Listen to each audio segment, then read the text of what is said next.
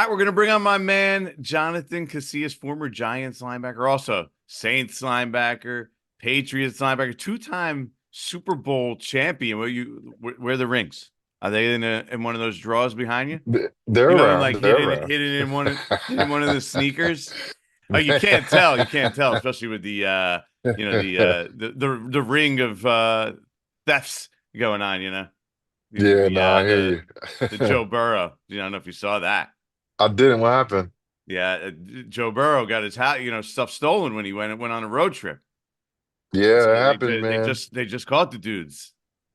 Yeah, You it know, just happens. they Yeah, just caught the dudes. It was like crazy world out there, big Jordan. string for sure, man. So what's going on, man? How's everything with you? And also, obviously, Jonathan Casillas, is part of the Giants post game show, follows the Giants all year. So you have a very close tie to a lot of guys with the Giants, even the current players still in that locker room. So I want to start there with you, JC. hmm When Well, you Yeah, go Go ahead. ahead. No, you go. When You you look go. at the team, I want to know what did you look at specifically from the defensive side? I want to figure out what went wrong on that defensive side. What do you look Uh, at? What did you see? well, this year, I thought they had, some great pieces added in.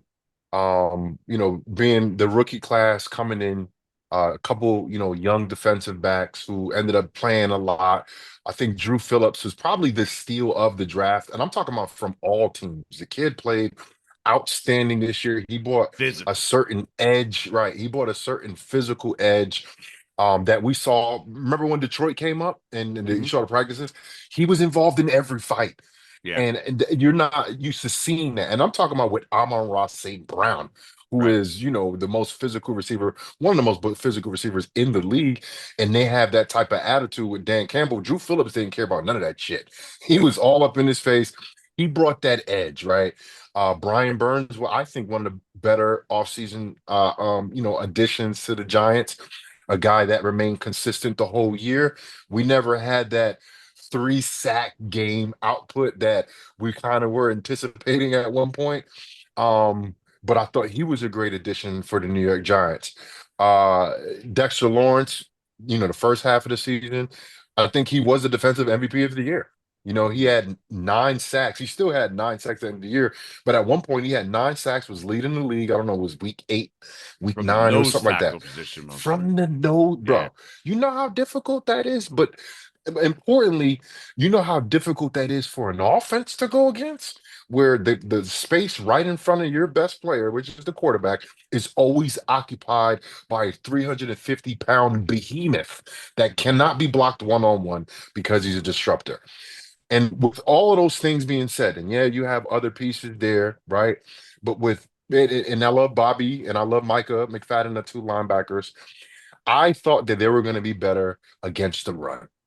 That for me was the most difficult thing to process throughout this year when, the Giants at one point were what, 2-4.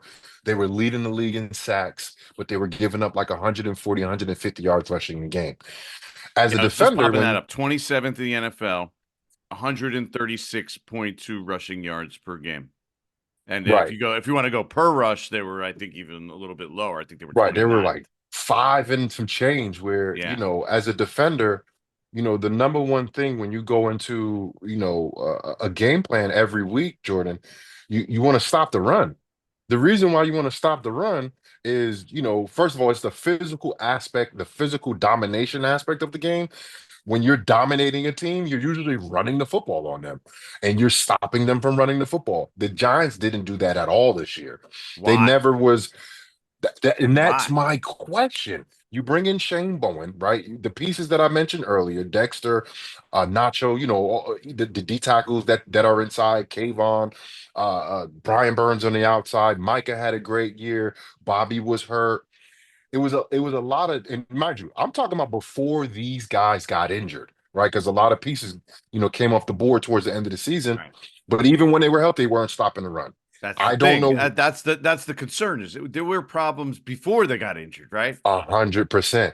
And for me, that was my main concern all year. I don't know if my video got messed up No, just you're now, good. Jordan, because okay, Oh, because I no, had you're good. another call. Okay, good. You're good. You're good. My apologies. Busy man, Um, busy man. Don't worry that about was, but that was my concern throughout it. the Mhm. year. It's like if they don't stop the run, I don't see how this defense even if it's leading the league in sacks, is a dominant defense. It can't be a dominant defense. Because I said, remember, with the physical aspect of the game, the physical domination of the game, that's something that you want to do, because it's not just physical, it's a mental thing as well, right? But then also the real aspect, like the real game plan situation of stopping the run and making them one dimensional. If you don't stop the run, any team that you play, they can do anything they want to you. Literally, they can run the ball, they can pass the ball, RPO, whatever they need to do. But if you allow them to pop off on first down, Jordan, 4 to 6 yards per run, It's too then you easy. literally can't do Right. anything. Like you're not setting yourself up for third down. That's where you start failing on third down, because every third down is third and short, right? And this is defensive minded, right? And offensively, that's what you want to do. You want to be good on first down, be good on second down, and that's what the Giants wasn't good at. They weren't good at running the football efficiently on first and second down and making efficient plays. So that's why I think they struggled a lot on third down. And that's both sides of the ball, Jordan, not just defense. That was offense and defense. Yeah.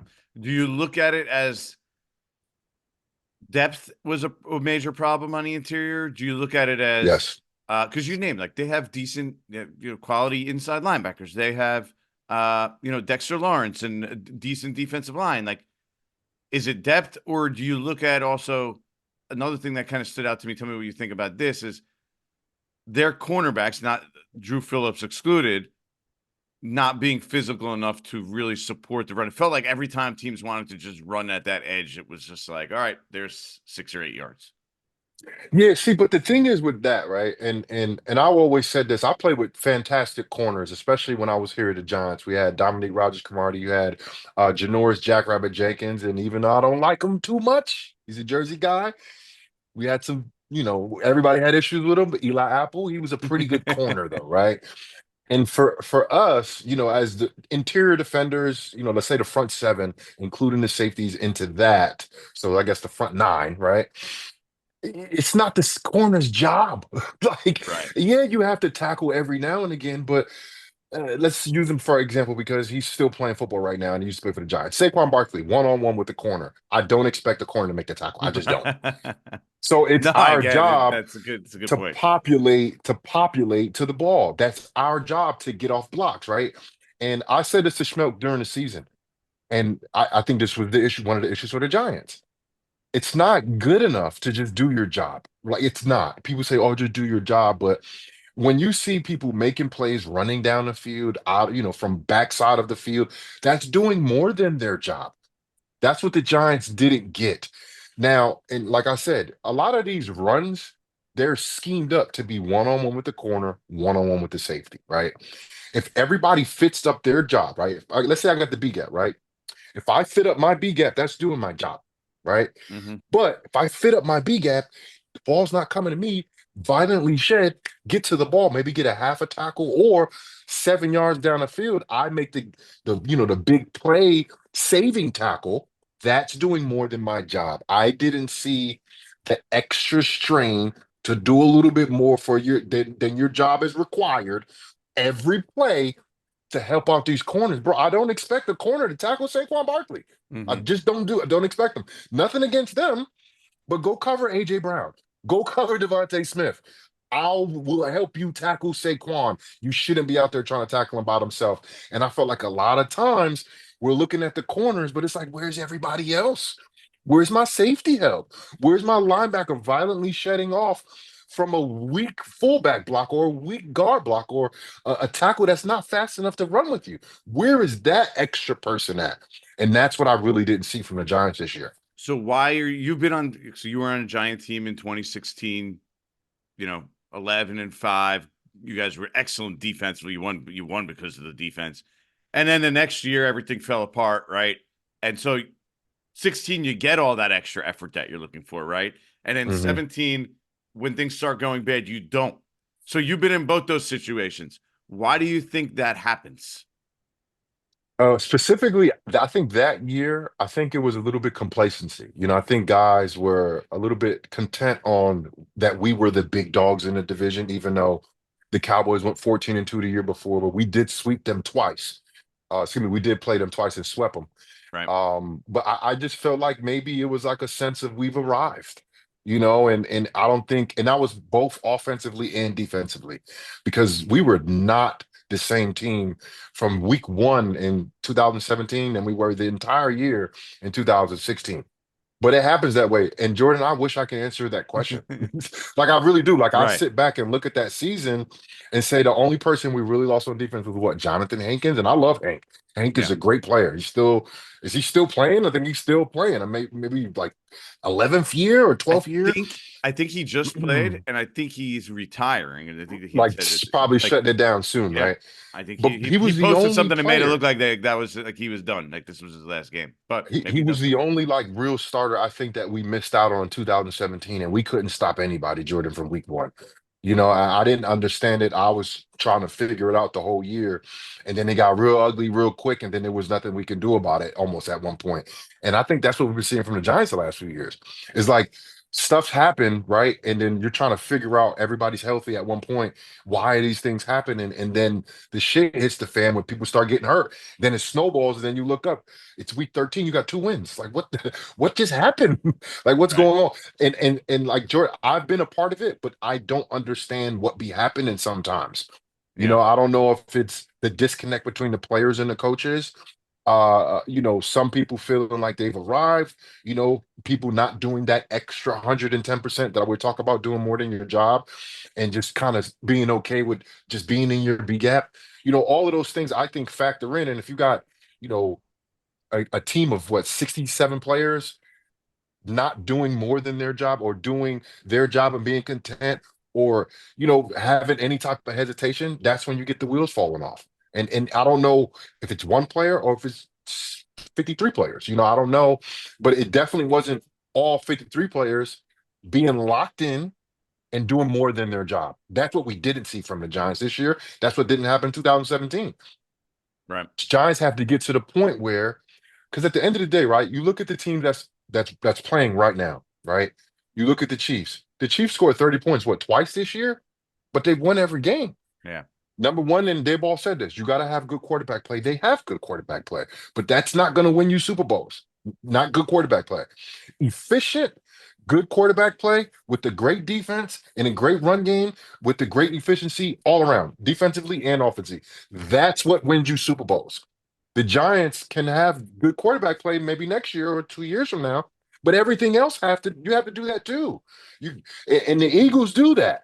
The Eagles said, you know what, we're going to take the Giants running back. We're going to make him a 2,000-yard runner. We're going to take our quarterback, reduce his job and his mistake, his uh, uh, tendency to make mistakes, which he wasn't. He's always been an efficient quarterback in Jalen Hurts.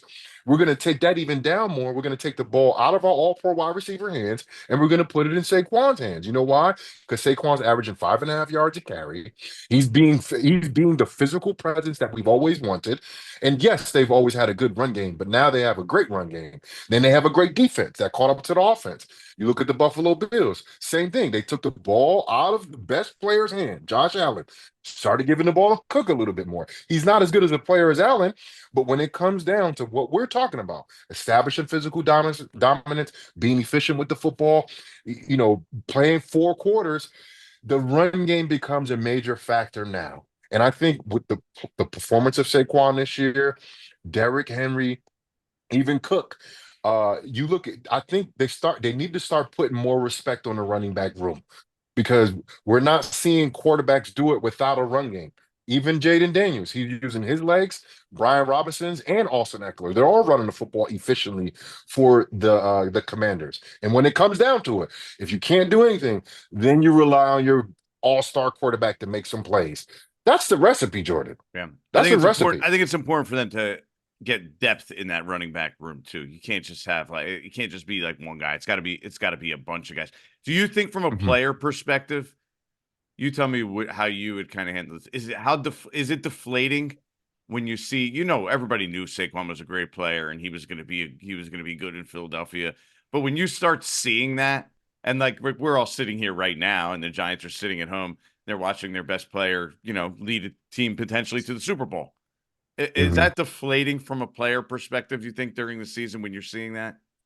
No, it shouldn't be. I mean, at the end of the day, stuff happens. I think that was one of the greater mistakes that we've seen from a franchise. You can't say that it's not. Not only letting him go for nothing, but you let him go to the better team in the division. Right. But Uh, that's the thing is you see guys leave, but you don't see it to this degree. And then yeah, right there in your division, in your like it's different. Like there's no other way yeah. around it. I don't like for me as a guy off the field. I'm a fan now. I'm sitting there next to you, Jordan, Right. for the games, right? But as a player, that's really something that you don't worry about until you face that person. And then you do your best job against that person. Not to say you can't get tied up into it, but football is an emotionally charged game, but you can't be emotional about the game, if that makes any sense. Like you could be fired up and, give it your all and, because it's an emotional game, but you can't be emotional. Things happen. There's a lot of business that happens on a Yeah. day-to-day basis. And at the end of the day, you have to take care of your business. Like you can't be worried about stuff that you can't control, right? Okay, Saquon plays for the Eagles. That means the Giants got him twice a year. So what you can do is make sure you're holding your damn gap and then helping your corner so he's not tackling Saquon one-on-one. That's the only thing you should be worried about when it comes to Saquon Barkley. And when the season's over right now, I know that there are guys, especially former teammates of his, that are watching him, and they're probably having that feeling now, like saying, "Man, I wish he was still part of my squad." Right. And you happy for him because first of all, we all know Yes. Saquon. He's a fantastic human Yeah. being. They're friends He's a with it. great There's their man. buddy. Yeah. And then you watch him have his success, and literally now I watch him, Jordan, and I'm just sitting there like, oh, I wish he was still part of the Yeah. Giants. Like you And do they had a because you supporting cast understand around him like that. Yeah, Like, he's yeah. he's now he's so like he's so valuable that like he literally like there's dysfunction in Philadelphia. Like there is Yeah. on offense. Mm-hmm. He's so good that it doesn't even matter, which Yeah. is insane. Yeah. Because when you have dysfunction, you get 2023 Eagles. You get best team in the league for the first 11 weeks, and then you get the team that loses to the Giants in week 18, right? That's what you got from Yeah. dysfunction in the 2023 Philadelphia Eagles. I still think there's a dysfunction there, but now you have a bell cow who can get you 6 yards a damn carry and break a 70-yarder at any time. And Guys he's like an that can keep old you together. running back. He's an old running back. And they just fall off the face of the earth. That's what Yeah, happens, right? not in this case. Not in this case. So you brought it up and kind of it plays into that whole Saquon thing and having him there with that he helps keep it together and even when there's dysfunction around him. And you mentioned Eli Apple before. We saw that this year with Deontay Banks. You were a Giants captain, right? I want to know, and it almost was like Deontay Banks, kind of like Eli Apple, was anointed before he actually got there, right? Like he's our number one cornerback. He would, did he really do enough to prove he's their number one cornerback? And then he's kind Yeah. of feeling himself. As a veteran, how do you sort of rein that in? Because like they're gonna have to do it now, right? They're gonna have to find a way. Maybe he could look in the mirror and see it, but how do you sort of deal with that when you had like Eli Apple, or how would you deal with if you had Deontay Banks, who in his second year clearly struggled? Yeah. Well, there was a situation with Eli Apple that came up where he like gave up on a play in game and It he was a got one of 49ers, I think it was our against. players got hit.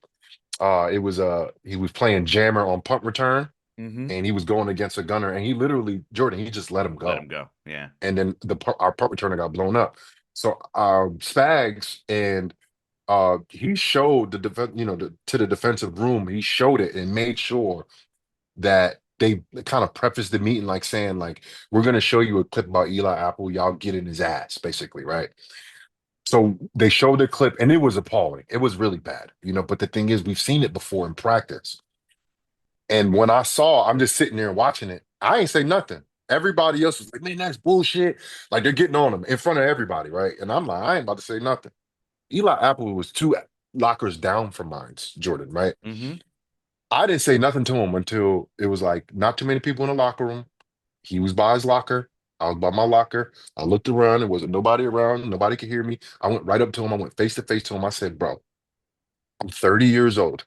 I have a bum shoulder. My knee hurts. My ankle hurts. Like I'm just, my back hurts. Like I'm just letting them know, like, bro, I got a lot of stuff going on, but I would be damned if I'm not giving my all for my team and my teammates. I'm running every single play. I'm a lot older than you, bro. I know you can do it. I said, but if you do that shit again, I promise you, I will try my hardest to get you cut. Like face to face, no one else around. I don't care for the antics, bro. I'm a real person and I'm gonna talk to you like a real man. And that's what I did. And I think I'm not saying what I said to him was like, oh yeah, then he cleared up his act after act. Clearly, he's still that type of guy, but it was something that should have been checked probably a lot earlier by the players, but it wasn't. So it again, the snowball aspect happened. And when I look at Banks, I don't see him as that person that's going to give up. I don't really see it as that. I see him making business decisions, uh, and not that he's lazy. And maybe it was one effort deal, but Mhm. for me, though, his play style was a little lackadaisical. I That doesn't agree. mean he's lazy. Right. I think sometimes he plays like he's standing straight up and down. He doesn't bend his knees. And I think in certain situations that cause him to be a little late and to not be in the right athletic position to make a play against one of the best uh, athletes in the world. Because I think these receivers in the NFL are the best athletes in the world. They're fast, they're strong, they have second to none hand-to-eye coordination, right? They can jump, they can fly at times. You can't be lackadaisical when you're guarding these guys.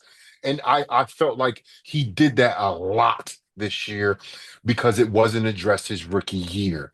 A lot of times I'm watching him his rookie year, he was making plays, but he was standing straight up and down, Jordan. That's Hmm. that's bad technique in the beginning of the play. So how are you going to have good technique during the play at the end of the play if your stance and your alignment and your technique before the play starts is bad? And I think that's probably the main issue we're seeing with him. And then You got to I nip just it think in the that bud early, though, don't you? you have to because every play, right? You got 60 to let's say 80 games in 80 plays in the game, right? You have to be perfect in every, at least to start every play, right? To give yourself a chance to win every play. But if you're not perfect at the start, if you're bad alignment, you're off of and me, I play in the box. So if I'm aligned in, let's say a little bit too wide, let's say I'm aligned in, let's say the C gap instead of being in the 30, which is basically in the B gap. If I'm aligned in the C gap, Jordan, I'm not making any plays. I'm not making the plays I'm supposed to make, Jordan. And we're Hmm. talking about 2 feet. We're talking about 2 feet. We're talking about 2 feet difference. And I'm fast. I can run. If I'm aligned, basically, if I'm not, I don't have the right technique before the play, I'm gonna miss out on the plays I'm supposed to make. And that's what I think I seen from him. I think he just had a lackadaisical approach and kind of was that 2017 mindset of I've arrived. And it's like, bro, now they know you're a pretty good corner. They're gonna come at you. They don't think you're a bum. But the way you're playing like you've arrived when you just need to start cranking it up. That's what you Right. need to do. You need to, you know, That evolve should be the into floor. You should be going. You should be going up. exactly. You're not. And I You're think not there. he's I think they thought they were there. and that's what I think happened. And he never really adjusted to the ball being in the air. He's always in phase. Yeah. He's never like getting destroyed and getting 3, 4 yards behind guys. He's always running It's stride like for they're stride just with guys. catching it on top of his head every time. It's like, So it's yeah, like the beginning of the play technique, Jordan, and the end of the play technique, and everything else in between could be worked on. But that's where he's failing. He's failing before the play even starts, and then he's failing basically at the point of making the play. He doesn't make that play to. I mean, you talk about changing games now for these plays being made on the outside, and right. he just had too many opportunities where he failed at doing that. That's the amazing part is that first year under Brian Dable, it seemed like they had every detail tightened up. And then the last 2 years, it seems like they haven't. And then it just festering and festering, and it sort of it's going in the other direction. So, like Brian Burns, he's been open about it. Like, he's not a naturally loud, boisterous, yelling type of guy. Dexter Lawrence, I don't think Could have that's his. fooled me. He could have fooled me. He was doing a lot of talking this year, which I think the he Giants needed. and I agree. That's where I'm going here. And Dexter Lawrence, I don't think that's necessarily his personality naturally either. Probably Bobby as well. Do you think and it's been mentioned to me that way that they kind of have to grow into that role. They have to be more boisterous. They have to be more in the face of guys because this team needs it. They don't have that guy. Like you guys had a lot of veterans on that 16, 17 team that could Yeah. like say stuff, right? Landon Collins was coming into his own. You had Snacks. You had a lot of different guys. OV, like DRC, Jackrabbit, like guys that had already done stuff in this league. Those are the three guys on the team. Do they have to, maybe take it to another level on the leadership side to make sure that doesn't happen? Not really. I just feel like, you need certain guys in certain rooms. It's not always the guy that is the voice. It's not always that guy. And I'm gonna use these What do you mean two by that? guys for example. I'm gonna use these two guys for example, right? In 2016, that was Landon's rookie year, or was Landon that was Landon's second year. I think Landon's it was rookie year was this. 16, I right? think it was. I think it was the second. Was it second year? Let me look it up because I don't want to be mistaken when I say this. Well, I'll look it up as we go. Okay. 14 was definitely Odell, So okay, and then 15 was Landon's rookie year, right? yeah, was Landon and Mhm. Flowers, right? Yeah. I think so. So okay, I'm looking at his numbers right now just so I can make a point. So Landon, his rookie year, was a fantastic safety out of Alabama, second round draft pick. He was fantastic. He was a great tackler, probably the best tackler on the team, to be honest. And he had good numbers. He had over 100 tackles, right? The Giants bring in Brandon Merriweather and Craig Dahl, two safeties who, at this point, they're probably past their prime, but they're like levels beyond Landon in terms of experience in the NFL, right? Right. And And the mental aspect of what they've learned over the years. I watch them watch probably 3x extra film with Landon by themselves, with Landon. Landon was the guy, right? He was the guy. Landon was the second round pick. He was the new starting safety, all pro caliber. He would not have become all pro without Craig Dahl and Brandon Merriweather. Mind you, you haven't. How many plays did Craig Dahl and Brandon Merriweather make for the Giants in 2016? Not that many. No, But Landon, he had 125 tackles, 4 sacks, and 5 interceptions. it was awesome. Why? And I swear it's because of Brandon Merriweather and Craig Dahl. I seen it. I watched it happen. I seen the extra film that they watched for him. I seen the situational football that they made available and ready for Landon. So, and reason why I'm bringing this up because you're not going to hear that story from people looking from the outside in. You're only going to hear that from people that were there. Right. Landon Collins was an all-pro. How was he an all-pro? Not because of me, not because of Snacks. We had something to do with it, but it Right. was because of Craig Dahl and Brandon Merriweather. They literally took that dude and watched 3x extra film with him on top of the film that we were watching extra already. So we would meet as a team. Team's stuff is done, right? Coaches are gone. Players are staying for like 10 minutes. They're staying for another 20 minutes. So Landon's this is every day. This is now you're getting in an extra 2 hours a week of extra film from guys that know what they're watching. A lot of these young guys are looking, they don't really know what they're watching. They don't really know what they're looking at. You need a veteran. I had Jonathan Vilma. I had Scott Vegeta, Scott Shanley when I came into the league. Luckily, I was undrafted. I was very humble, right? But I don't know if I'd have been a first round draft pick and we would have been losing if I would have kept my damn mouth shut. Just saying, right? Right. But it's good to have that veteran presence, and it's not always the big stars, the leaders. It's the wily veteran that understands the game. It's the 12-year vet that has what 15 career starts, special teams player that helps that first round draft pick understand how the NFL works, both on the field and off the field. And you need Every room, you need at least one guy like that. Not the superstar player. It can be him, Right. but it's usually the guy that's, just figured out how to last in the league for 11 years, and he's not supposed to be in the league for 11 years. That's the players that the Giants need. I think Slayton is a guy like that. I'm not saying Right. he's a guy that's not supposed to be playing 7 years. Oh I'm no, not no. saying that, He but he's is. not He's the as kind. He's the guy that they go to in the locker room. That you follow, that you talk to, that you do something like when you as you say this, it makes me think that that defensive back room really missed that guy this year that's it. because they were too That's it. young. There's a And point where and you're too young. 100% Jordan. They're like, oh, it's youth. Who's teaching these guys how to play? Because you can't. All that stuff you did in college, bro, like on some real stuff, that's elementary school stuff. That's what it is.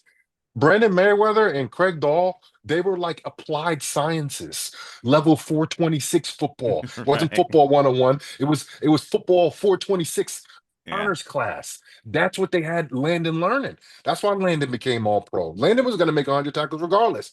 But the way he got to the football, the way he was in the right place at the right time, his angles were better because he was in the right spot. All of those things matter. And how do you do that? You prepare. How do you prepare? You watch film. Like that's the only way to do it. And if you're looking at film and you don't know what you're looking at, it's the same as like not watching film. You don't really know what you're looking at. I had to learn these things too, Jordan. I didn't know what the hell I was looking at. I didn't really know how to read. I was getting exposed by Drew Brees on a weekly basis in cover two. Greg Williams literally looked at me. He said, "You're so dumb. Every time you're in cover two, Drew Brees looks right at you." And I'm like, I know, but I don't know what to do because so these and Jordan, and this is where Jonathan Vilma was football's a legit good guy too. That he was good probably a guy, really good smart guy to be. dude, Yeah, a great guy to be big around. asshole to me, but that's big bro. That's what they do, right?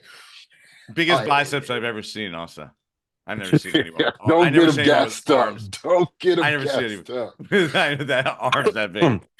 So when I got to the NFL, I struggled in zone, like and not that I got exposed because I barely played my rookie year and I ended up playing towards the end of the season, but I just didn't understand route concepts and route combinations and something in front, something behind. Like I didn't understand that. College it was like spot dropping and I get what comes to me, right?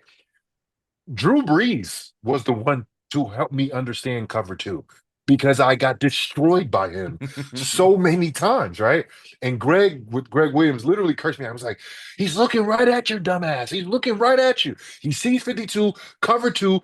Marcus Cole's in the slot. He's staring at you. You know why? Because he's gonna take you're gonna take the bait every time. Because when you start understanding on offense, these quarterbacks, they do.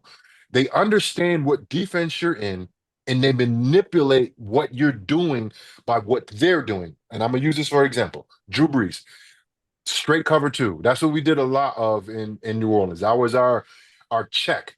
When we start getting motions and crazy stuff, we would check the cover two. You know who knew that? Drew Brees, right? So he would get us to check the cover two. Now, once we're in cover two, of course, he's there. He hears the corrections that Greg and Joe Vid and other guys are making to us. He knows that we're tied to his eyes as a zone dropper. We're tied to his shoulders as zone droppers. So Jordan, this is what this Drew Brees used to do to me. He used to literally stare at me, right? So now I'm anticipating the ball, something happening my way. All he used to do, Jordan, is go like that. That's all he did. Look this. That's all he did, just And like you this. would you would And move because of his that eyes, and then he would go Jordan, exactly where he I'm wanted to. talking about 2 inches. Damn, 2 inches to my right, a hesitation seam route right behind me. You know what I mean? Like he would go like this, and I would open my hips. The dig is coming right in front of me. And I didn't know how to do it. Like I wasn't taught. I didn't know how to do anything about that. And then I started learning because Drew was literally destroying me in it. And then I felt like when I got to the Giants in year six and they had me on a pitch count and I was coming out of the game on third down, I'm like, so I was just getting baptized in New Orleans for all these years. And I thought it led me up to this, and you're taking me out on third down, Steve Spagnola. I know how to play cover two now, Steve. Like, so you like, and the reason why I'm saying all this is because as a young player, you're not the best you're gonna be. You still don't know the game mentally. Yes, I was physically the best I ever was. When I got to the Giants, I was a shell of myself, Jordan, physically. I wasn't You running were banged up, 4-3. yeah. Yeah, I You were wasn't banged up running at that time. 4-3. I couldn't hit guys face to face anymore because I had neck issues. My wrists were all bad. I would struggle getting off blocks, but I was way smarter than I ever was. So I was quicker to get to the ball. I was a lot closer in zone than I ever was when I was a tremendous athlete that didn't know anything. So that's the progress of a player. Now, if you stay healthy, all your years and you pick up the knowledge, you get Bobby Okereke. You know what I mean? You get Dexter Lawrence, of course, when they were healthy. That's what you get. Athletically gifted, and then they understand the game to where they're almost unstoppable. Dexter Lawrence is unstoppable, but he wasn't unstoppable just 2 years ago, right? He was good, but Right. because he's been healthy, knock on wood, he stays healthy, when he comes back off the elbow, and he's become dominant. That's the progression of a player. And then sometimes the health fails. My health failed my whole career. So I had to become a smarter player than I ever was when I was this tremendous athlete that could run with wide receivers. I wasn't like that when I got to New York, Jordan, but I could run with wide receivers because I was leaving earlier. I Right, was right, getting right. a head step on them instead of trying to run with them. So you start developing those things in your game, and you see it happen throughout guys' careers where if they do stay healthy, they become amazing players. Or like Odell got hurt a lot. He started to shift his game to being this explosive wide receiver that can catch everything, great radius, catches a slant to the crib, to being in the Super Bowl a possession wide receiver who was phenomenal. But he had to learn how to do that. So like that's just kind of how it works in the NFL. And I know Jordan, me and you talk and stuff like that, but we never really got to like in-depth conversations about ball. So I Right, right. appreciate that. No, no, I love it. I love to hear. I'm fascinated by the Brandon Merriweather Craig Dahl thing. It really opened my eyes. I mean, when I heard that, I was like, wow. You know what? It makes me think about it. Like it is important to have those guys, and that's why you can't just have all young guys on your roster. And I'm looking at. We'll turn it to this weekend. Like the Commanders, like the having a guy like Bobby Wagner there. Clearly, Bobby Wagner's not the same player he once was. But the effect that Exactly. Bobby Wagner probably has on guys around him, guys like that, they added a lot of those veteran guys. You're like, they're picking up Zach Ertz and Bobby Wagner. These guys are shot. But not only are they performing, but they're also probably serving a benefit to helping the young guys that they have around them. But that's the overall when you add in a key veteran piece, whether it's off season or during the season, that's the additive you get. You get the on field and you get the classroom. Yeah. You get the on field and you get the off field. You get the community work. All of those things make a better player. All of those things make a better person. When you have a better person playing a position, they're a better player than they were. And these guys have become great men, not because they're on field performance. That has a little bit to do with it, but it's how they carry themselves as professionals. And that's what you start learning with the veterans in the room. Like, I'm sorry, there's not going to be in the Commanders, they have a rookie quarterback who's very special. But when you talk about the whole team being young, I don't see young teams making deep playoff pushes. I don't see it happening because you're going to get wily veterans that may not be as athletic or talented anymore as their young counterparts, but they're going to win Yeah. because they have Expose your attrition. little flaws. Yeah. They don't have mental fatigue. They've already passed that. That was year 4. Now they're in year 8. They don't have that anymore. They know what it takes to get to the next level. They know what it takes to play 25 weeks of football. They understand all of that. You know how mentally tough you got to be, how you got to get through the season when your body feels like shit. They understand all of those things, and they've done it at a high level for however many years they've been in the league. That's the importance of having veterans. It's not always about the on-field play. It's about, hey, we got young guys at safety. Then bring in an 8-year veteran that was a Pro Bowler 5 years ago. You know what I mean? Like Yeah. Yeah. stuff like that will Mhm. matter. And he might only get 30% of the plays this year. But somebody, Tyler Nubin, who's playing 98% of the plays the whole year, he needs someone to help him throughout the year. He needs someone to make sure he's looking at the right things so he's improving and he's not being exposed. because those things happen. You will get exposed, especially by the great quarterbacks in the league. They will expose you 100%. So you like the Eagles, the more experienced team in that one? You think that makes a difference there? If Jaden was a young, if he played like a young player, he doesn't If he play was like a a young young player, normal, Jordan. if it was a normal rookie quarterback, Jordan, he doesn't make mistakes, bro. And literally, when you have a rookie, what do we all say? Oh, he's a rookie. He's going to make some mistakes. The yeah, kid doesn't make mistakes, Jordan. Like we're watching a guy Giants that gonna have leads to a deal with team. that for the next 15 years. Woo. How many punts do the Commanders average a game? Like point five, Yeah. point seven. They Yeah, don't they punt. didn't punt in that He, first game against the Giants, that's for sure. he They didn't right. punt in the playoff game, or what He punted doesn't once. turn the ball over, right? He's not a typical rookie. He's not a rookie. Like he can't be. There's no way he is. No rookie has been this poised. No rookie has won this many games. No rookie has won this many close late fourth quarter games. And no rookie has been so clean. I mean, at one point in the season, he was completing 90% of his passes, Jordan. At Yeah. one point in the season, it was like 5 weeks in, he was at like 90%. What? What is happening? So he's not the rookie quarterback. He is Jaden Daniels. He's cementing himself as he might even be a one name guy in a year or two. Jaden, you know what I mean? Like Yeah. he's that good. And the team is rallying around him. And Quinn, he's a good coach. Dan Quinn, I think he's a Hmm. good coach. And I think people are all bought in. And look, they just beat this team not too long ago while committing 5 turnovers, Yeah. which is they're not doing that again, Jordan. They're not doing 5 turnovers Jalen again. Hurts did get injured in that game, to be He fair. did. To He be fair. did. He But he's did. also injured coming into this game, so it'd be interesting. He Let's is. end on this. Let's end on this. Okay. How impressive is what your boy Spags is doing now? You know Spags, Oh, you played under him. That defense, I mean, it almost goes under the radar because obviously they have Patrick Mahomes, but that defense has been really what's carrying them this year. And the fact that he's had this success again, and does it look a lot like what you guys used to see with Spags, or is it a new look Spags? the last 2 years, Spags' defense led the Chiefs to, I guess, the second Wonder. Super Bowl was Yeah, last year, and last then year. this one to be, if they win it, let's say 7 straight AFC Championship games. There you go. They did that. That's what they for sure helped do. And it hasn't been on the back and arm and legs of Patrick Mahomes. Yes, at times, but mostly it's on the defense, led by Chris Jones up front. Chris Mhm. Jones up front, he makes the whole thing work, Yeah, right? he's He's their a Dex. guy, He's a monster. Monster. yeah, and you can move He's him that good. anywhere. He does that. But for Yeah, I saw he me, got a sack off the edge. How many 350-pound guys have you seen? I know 330-pound guys it was get so sacks clean too, off the right? edge.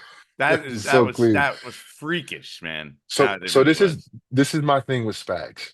Hmm. Is Spags a great coach? Absolutely. Absolutely. Probably the best defensive coordinator of all time. Do you remember his stint at head coach? Remember that? He With the wasn't that Rams, good. Right. He wasn't that and good. then the interim with the Giants, but that count. He is special when he's paired with a great head coach, just like a quarterback would be. I feel like Jordan, and especially like let's pay attention to this year, right? You got Ben Johnson, Aaron Glenn, Cliff Kingsbury, right? The OCs, the DCs that are excelling at their job. Tell me what makes anyone think that they'll be a good head coach. Like, and I have nothing against none of those guys, and like for sure. They're special at what they do, which is defensive coordinator, offensive coordinator. I don't understand how everyone starts to think because you're a good defensive coordinator or a good offensive coordinator that you'll make a great head coach. I don't understand where that translates. I don't know how that translates. But So, what do you Spags, think makes a good head coach then? Like, you what's have the to be a trait? leader of men. You have to be steadfast through everything. You have to be you have to be able to diffuse any attention when the lights are on you and when you're having success. And then when you're struggling, you have to take all of it.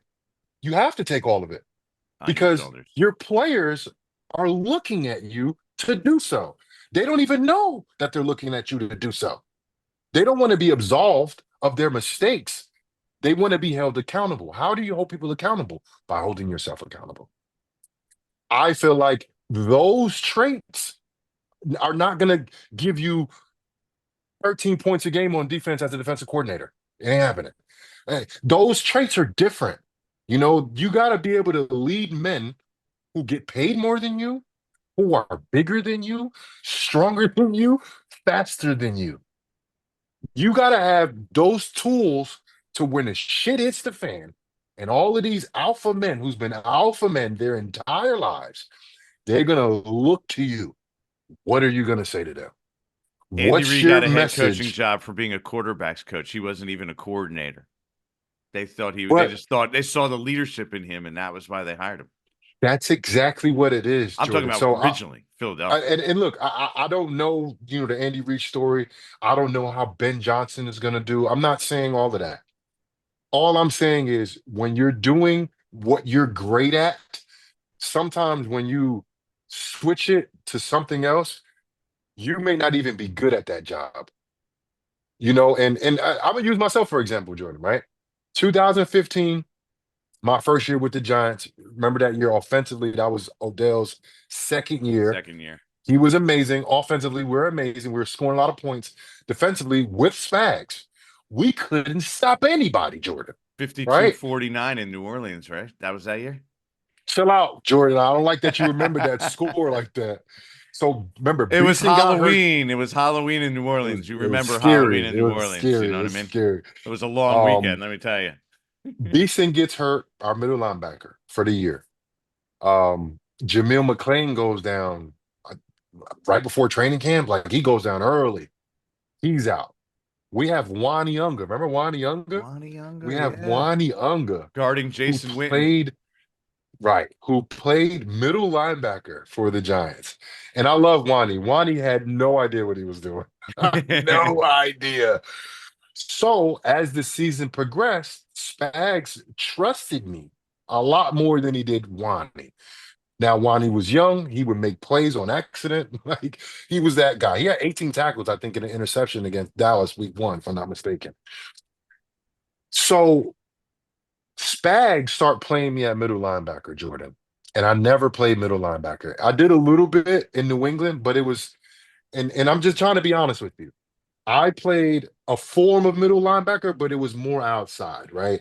And when I say that, and I'm just talking about from playing a little bit wider on the field to, as a linebacker outside, you're more looking at 2 to 3, right? Or 2 to 1. And I'm talking about eligible receivers, Jordan, right? You're playing from 2 to 3 or 2 to 1, eligible receivers, right? At middle linebacker, you're playing from 3 to 2. It's that little difference. For Hmm. me, I felt like I had no idea what I was doing. Mind you, I know ball. Right. I know Spags defense. He trusts me to play middle linebacker, but I was a little slow at times. And when I say slow, like a little hesitant in my Right, thought right. process, not being at the right depth in certain places. Like I felt like I was horrible at middle linebacker for the Giants. And I felt like my stats, like I didn't have a lot of tackles, like I was always late getting to the tackle. Mind you, I'm the most trusted guy to do it. Following year, he brings in Kelvin Shepherd and Keenan Robinson, guys that play middle linebacker. Yeah, yeah. I get, go back to Will and I flourish. I'm finally back in my rightful position. And and the reason why I'm saying all of this, Jordan, is because I feel like not just players, but coaches too. Yeah. You have to be doing the thing that you're great at Spags was in order born to to be a have defensive coordinator. success.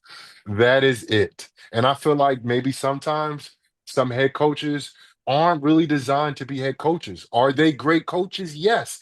But in what realm? Was I a great linebacker? I think so. Was I a great middle linebacker? Hell no. Right?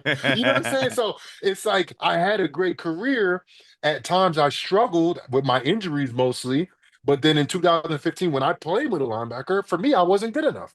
2016, I felt like I was back to being the player I was always supposed to be, going from 2 to 1, 2 to 3, playing tight ends, covering running backs, playing in space, not playing in front of guards every play. Do Can you I feel do that that? as your best year? Yes.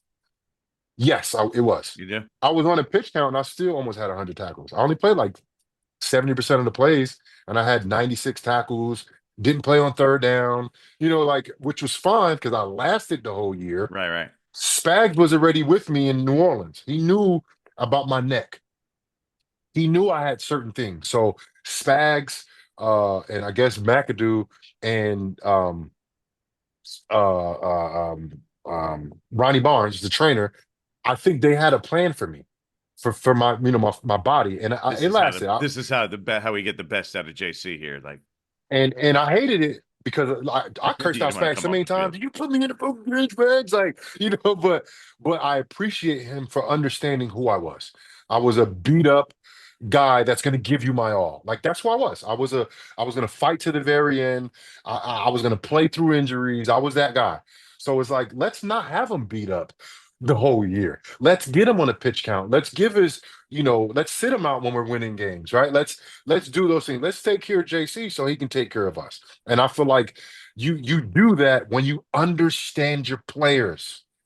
So it's not just about putting the best players out there. It's about putting them out there at the right times when they need to be out there and sitting them down when they need to sit their asses down, Right. and it's a lot of things that go into the team, but little stuff like that is what get teams from the bottom to the middle, from the middle to the top. The Giants need to get from the bottom to the Yeah. middle.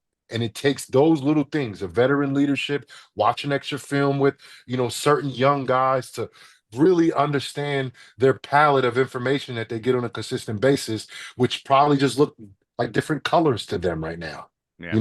but then you Not get somebody bouncing to make it. Cordell Flott from the outside to the inside to the outside to the inside. Like, yeah, that's not how you get the most out of guys. They've made some questionable moves the last few years. That's kind of how you don't end up 3-14 by accident. That's what I keep saying. Definitely not. Definitely not. Doesn't happen. Mm-mm. Hey, I appreciate your time. Though this was awesome. That was good catching up, man. So much Jonathan for 10 minutes, Casillas, Jordan. you were so good. I know. I As I was knew looking, I when was you like, said 10, 15 minutes, I was like, all right, it's gonna be about You're 30, 40 too minutes at you're least. too good that you blew by the time. Jonathan Casillas, thanks a lot, man. Appreciate it. On to the Thank next you, one. Jordan.